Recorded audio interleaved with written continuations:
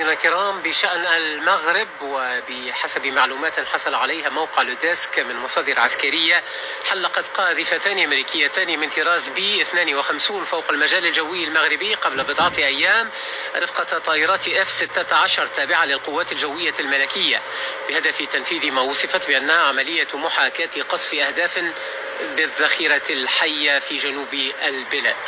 معي في هذا السياق مشاهدينا الكرام من الرباط مراسلنا جلال المخفي. جلال، أهلا بك ومرحبا. ماذا عن محاكاة قذيفة بي 52 الأمريكية العملاقة قصف أهداف جنوبي المغرب؟ مساء الخير حكيم.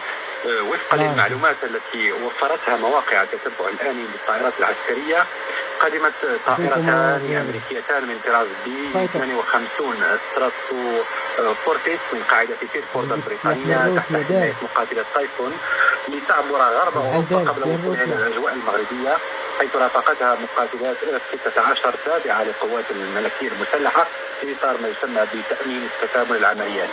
وبحسب المعلومات المتوفرة، وصلت الطائرتان المذكورة الجمعة الماضي الموافق ل 22 نوفمبر، حيث نفذتا عملية إسقاط قنبلتين حقيقيتين تزن كل واحدة منهما 500 رطل، وذلك على مستوى منطقة رأس الدرعا الساحلية الواقعة شمال إقليم طنطان الصحراوي المحاذي لإقليم الصحراء المغربية.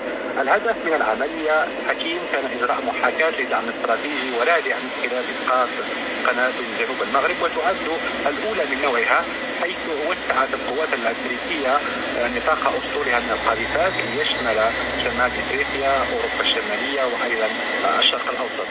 وللمعلوم حكيم، في إطار التعاون بين الرباط وواشنطن، خطط الجانبان منذ 2022 وبشكل هادئ في إعادة إدماج القاذفات الاستراتيجية